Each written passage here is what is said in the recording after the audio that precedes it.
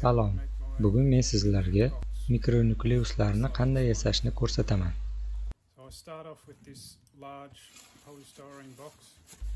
Demak, boshladik. Menda mana bunday penoplastli yashik bor. Agar u sizda bo'lmasa, oddiy penopleksdan foydalansangiz bo'ladi.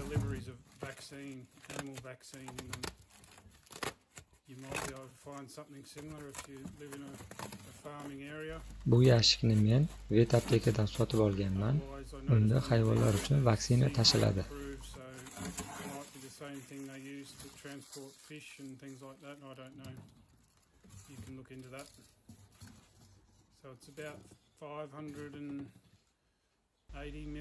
Yashikni uzunligi taxminan 58 sm.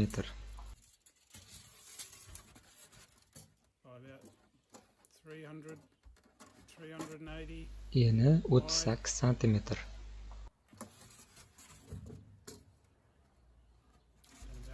Balandligi 32 sm.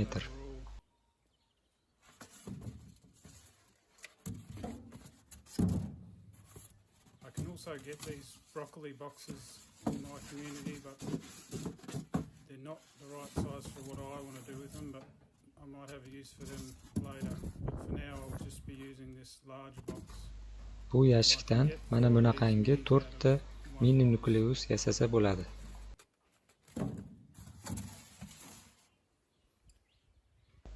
Birinchi qiladigan ishimiz yashikni tepa qismini kesib olib tashlaymiz. Mana olib ham tashladik. I use a table saw with the rip fence. I've just set the rip fence right close to the blade and removed that rim off there. Now I've got a nice flat. Yashigimizni ichki balandligi 28.5 sm. Shuni o'rtasini olib ikkiga bo'lib olamiz. Can't really see there, but it's about 285. So you divide that in two and you cut off. Hosil bo'lgan ikkita yashigimizni ichki balandligi 14 sm bo'ldi. So now the inside depth of this base is 140 millimeters and this rim I've cut off is 140 millimeters. Endi har bir yashikni teng 4 ta bo'lakka bo'lib olamiz. With the table saw and the rip fence, cutting this base into 4 pieces. Here they are here. Mana bu holatga keltiramiz. That forms the base of your mini nuke box. And the other rim just gets cut into 4 pieces as well with a bit of. Bu bo'laklarni mana bunday qilib bir-biriga yopishtirishimiz kerak.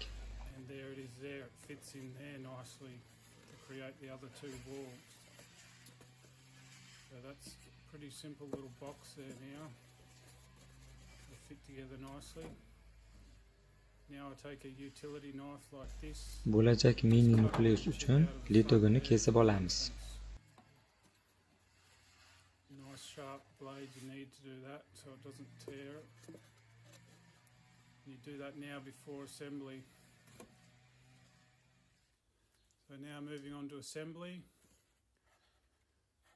Got the 2 pieces ready to go together. I've shaped that back corner a bit so it fits in with the base as well. Endi bularni yig'ishni boshlaymiz. Men oddiy kraska bilan yopishtiraman. Chunki meni uyimda ortiqcha kraska bor edi. It sticks together and you can never get it apart. So I actually find that just using the paint as the glue is the best thing, easiest thing. I've got the paint sitting there anyway, so it can be used as this. So I'll paint both surfaces and Litok taraflarini ham kraskalab chiqamiz, chunki arlar u yerni kovlashi mumkin. I think a decent coat of paint there sort of prevents them chewing it a bit. I haven't had a lot of chewing in the entrances, just 1 or 2 of them are doing it.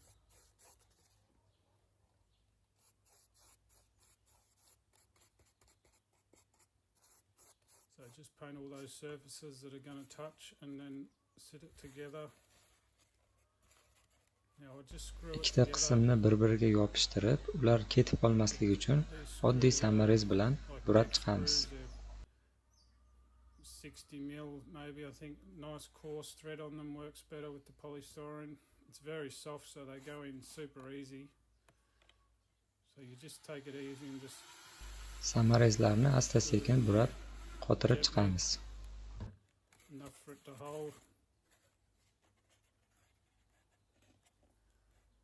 Just trying to keep this as simple as possible without overdoing it with the Bu ishga 3-4 ta samarez yetarli bo'ladi. screws and things involved. So most of these I can get away with just 3 screws. This one I actually decided to put 4 in. Bu yasalayotgan uyalar razmerlari bir xil bo'lmasligi mumkin. Bu unchalik ahamiyatga ega narsa emas. Is enough.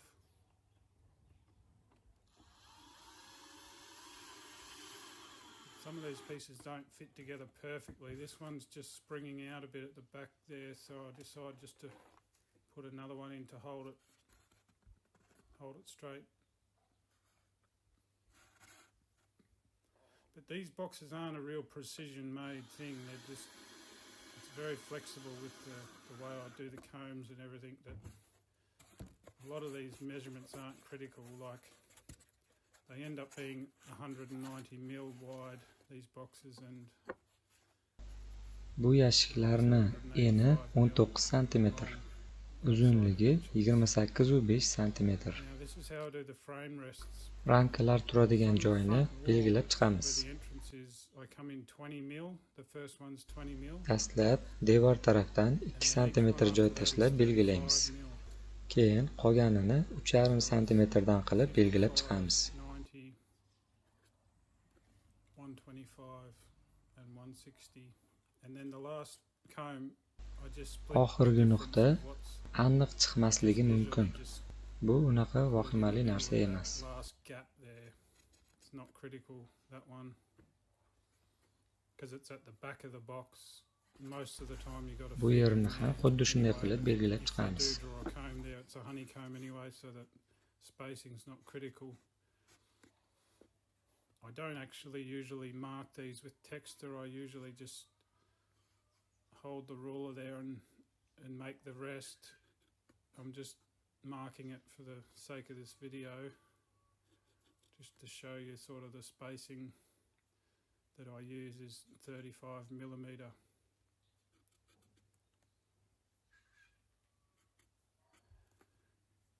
Now what I do is take Endi bizga payalnik kerak bo'ladi. Uni qizdiramiz. get it nice Belgilagan joylarimizga asta-sekinlik bilan teg'izib chiqamiz. polystyrene and it just melts away, and it gives me a frame rest that is the same size as the skewers that I use. And once you get going with this, it goes pretty quickly. Bu jarayon tez bo'ladi.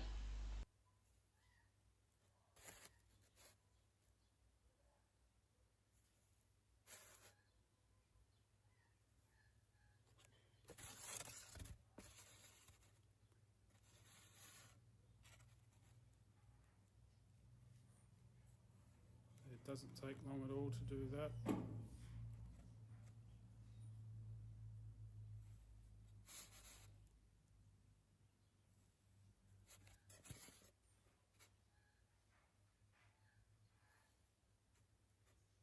Now I've decided that I like to use like an interior grade paint on the inside, and I also use that to paint the top edge of the box now and the frame rests, because this paint's sort of it's called wash and wear. It's a paint that can be, you know, washed and Endi hamma sort yog'ini of kraskalab sets chiqamiz. nice and hard, and it doesn't go sticky. So some of the other paints, like the inner cover and that, stick to them, whereas this interior grade paint, it doesn't stay as sticky as those Bu others. kraska tez qotadi So there it is there. va I just yopishqoq sort of work bo'lmaydi. that paint into those frame rests and all around that top rim. And as I'm assembling like this, I just go ahead and give the inside the first coat of paint. And then I'll paint the outside Kraska with the qotganidan keyin exterior grade ustidan paint. yana bir marta This is how it kraskalab comes oriladi. out. This is one I've made va mana previously. bunday ko'rinishga keladi. And now assembling, this is the feeder I use. It's essential to have a feeder. Mana bu in idishni any hive. men karmushka sifatida ishlataman. There's only a short Bu window so'kni in idishi here edi. they can survive without a Karmushkani feeder. ichiga ozgina moskitni setkadan tashlab qo'yaman, shunda arlar karmushkada cho'kib ketmaydi. I line it with fly screen now. Bu tayoqchalarning diametri 5 mm bo'lib, This is the little skewers. unga These are 5 mashina millimeter yopishtirilgan. skewers, just with a little piece of foundation. Mana shunday glued to holatga them, keladi. a bit of melted wax. And I find they work out pretty well. They just sit in there like that, and Buni ustiga the next thing I Klyonkani like to put on kesib there is qo'yamiz. a piece of tablecloth. Klyonkani afzallik tarafi shundaki, qopqoqni ochganimizda klyonkani tagidagi arlar bemalol ko'rinadi. Arlarni bezovta qilmaymiz. Klyonkani ustiga mana bu utepleniya qilinadigan mahsulotdan kesib qo'yamiz. It's got a layer of foam in between two layers of this woven material. It's very tough sort of stuff and should last pretty well. Buni ustiga mana bu DSPdan ishlatamiz. Bu DSPni ishlab chiqarayotganda tarkibiga mum qo'shilgan. Shuning uchun u namgarchilikka chidamli. Demak, mini nukleusimiz tayyor bo'ldi. Va men sizlar bilan xayrlashaman. Omon bo'ling. Yangi videolarni o'tkazib yubormaslik uchun podpisatsiya tugmasini bosib qo'ying. Ko'rishguncha